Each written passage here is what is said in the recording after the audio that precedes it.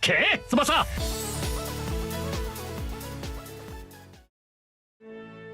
Hello everyone, this is nothingxs today, working with Tsubasa to provide you the player analysis for the latest Dreamfest character, Brian Kluivoort. Additionally, one of the older Dreamfest players, Hikaru Matsuyama, has also gained a hidden ability evolution. For many players, Matsuyama's hidden ability evolution was one of the most anticipated, so without further delay, let's talk about these two players.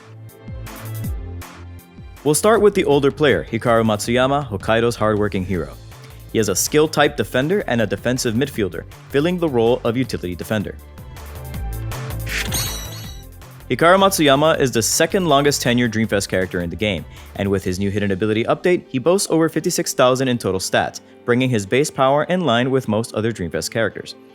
Additionally, he gains another position on the field, now being able to be played as a defender as well as a defensive midfielder, something that really adds to his flexibility as a player. For his parameters, we can see that he's pretty strong now, with a well-distributed set of stats that lend itself well to a utility build, with the total dribble, passing, and interception amounts all surpassing 9,000, while his tackling comes in at a pretty solid 10,499. Originally, these stats could only be attained by playing him with Misugi, but this improvement is actually slightly better than the 10% improvement he originally got from that passive. Additionally, his stamina has increased to 1,204, making him nearly tireless on the field.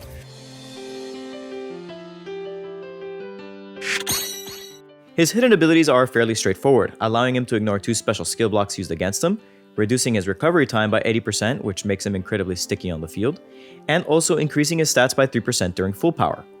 His team-oriented hidden abilities allow him to grant all Japanese players on the field 1% to all stats, as well as a 5% auto-intercept for those players who don't have better auto-interception options but access to an interception skill.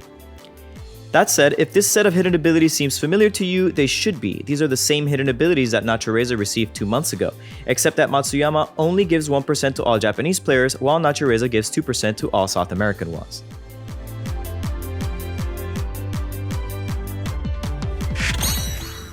His upgraded team skill gives 12% to all Japanese players, which is something for those of you trying to simply play a non-specific All Japan squad. His upgrade also changes his passive. His passive originally was a fixed 10% buff for playing with Misugi, and that has been changed to a 20% version of Insight Master. This does have the potential to be stronger in a matchup, but it's less effective when trying to bully a player with a strong move, so in a sense, it is overall a nerf of the passive.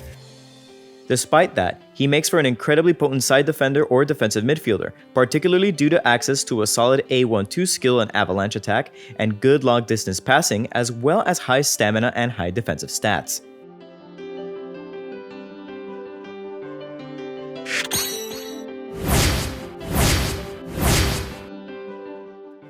For his skills, he already comes with S-Eagle Tackle, which is an underrated tackle due to its excellent stamina efficiency, albeit lower momentum at 440. He also has A-Eagle Pass, which can be replaced with a leveled S-Eagle Pass if one wants the higher momentum, as the stamina cost increase is negligible. His third skill, A-Avalanche Attack, is a no-requirement 1-2, which is an excellent use of his stamina to bring the ball forward. You can round out his kit by adding A Smooth Ball Keeping to give him a dribble, which comes from an SR version, as well as A Eagle Intercept from another version that has it, or A Forcible Interception failing that.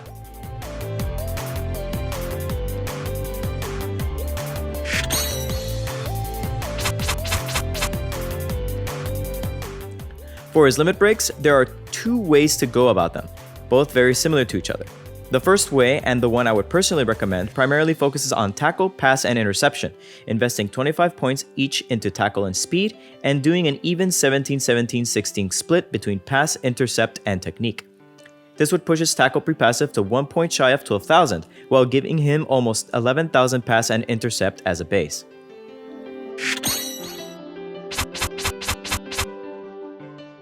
The other method would be a more traditional utility build, done only if you foresee your smooth ball keeping as not being strong enough to beat interception attempts, even with your Insight Master bonus for guessing right. In that case, you would change the last limit break's 25-point investment into tackle and speed into a 16-16-18 split between dribble, tackle, and speed instead.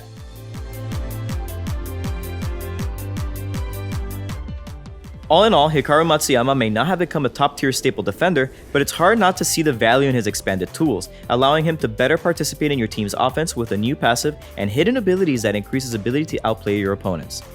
Players who have him will be able to find use for him in their Japanese teams, particularly those of you building a skill-type Japan team.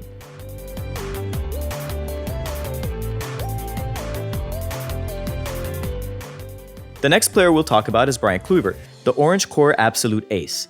He is an agility-type forward and attacking midfielder, and he fills the roles of scorer and playmaker. This is not Brian Kluivoort's first time in the Dreamfest rodeo, having another incredibly powerful Dreamfest version released around last New Year's Day, as a version who becomes stronger the more non-Japanese players were on the team.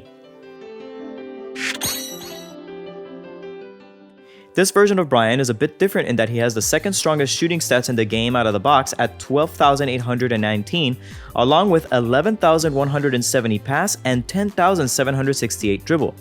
His defense, however, is not lagging far behind, with both tackle and intercept coming in at over 9,000. Also, 1,029 stamina is more than enough to use his skills.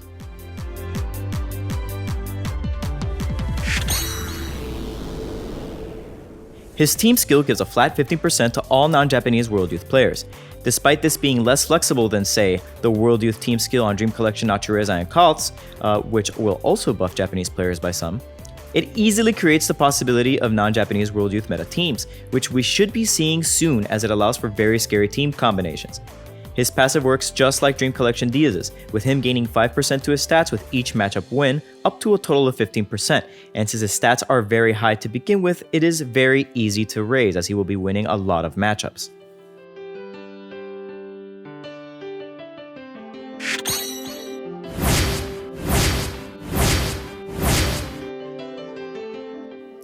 For his skills, Brian comes with S Instantaneous Combination, a 1-2 that doesn't require any specific teammates to use, which is also fairly inexpensive at 390 stamina. It is not as strong as, say, Tsubasa and Misaki's Golden Duo, but the lack of required players makes it incredibly flexible and easy to use.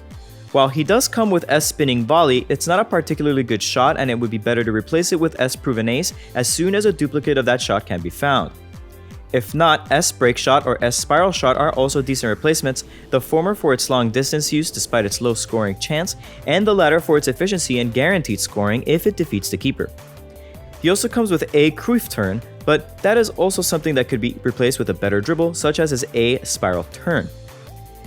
For those of you who do not need him to score, which would be strange but it is a reasonable assumption to make, it is possible to teach him A Sonic Pass, but it would specifically be instead of a shooting skill, replacing Spinning Volley.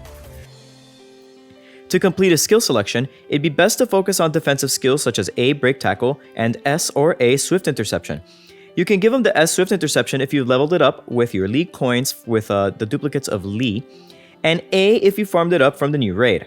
Some people may think about giving him A Sonic Pass, but because his passive requires him to hold on to the ball, it is a better idea to enable him to win a matchup on defense to start a counterattack with a 5% buff to his stats already from winning that matchup.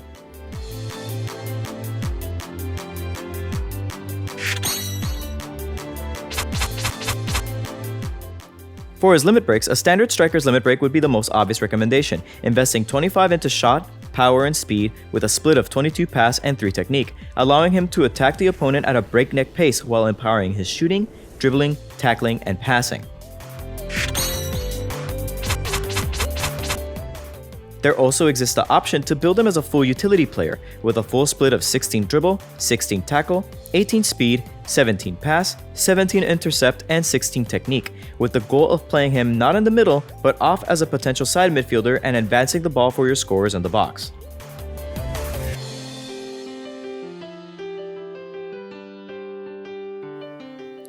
All in all, this version of Brian Kluivoort is a little strange in that their strength and worth are probably not as readily apparent as their former Dreamfest versions, but they're incredibly strong all the same. They're a bit more of a project character than most other Dreamfest players, requiring a large amount of outside skill investment to reach their full potential, as their skill selection is not the best. However, they are a great fit for Blue European and non-Japanese World Youth teams, the latter of which may soon be of great impact to the game's meta.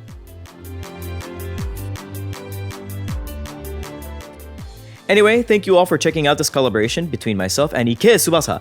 While it was very fun, it was particularly time-consuming, and much of my time is no longer dedicated to playing or following this game. As such, coming back was a bit difficult, but I wanted to really drive home the point to those who previously followed my content that I consider them to be an excellent team. Jero and Trashcan really love the game and are creating a great platform of content that I think will greatly serve everyone in the future. And with their other collaborations with Y Stream Team, I fully believe that all three of them will be able to continue to make great content to serve the Captain Tsubasa Dream Team community for years to come. I really hope you all continue to support them in the future. As for myself, I still owe the community one video that I plan to put together for a while now, and it's one that I need to make several edits to, so please look forward to that one. The only promise I can make is that it will come before the end of the year, and it is a collaboration between me and someone who I can't quite mention just yet, but please again, look forward to it. Anyways guys, with that, this was nothingxs with Ike Tsubasa, signing out. Have a great one.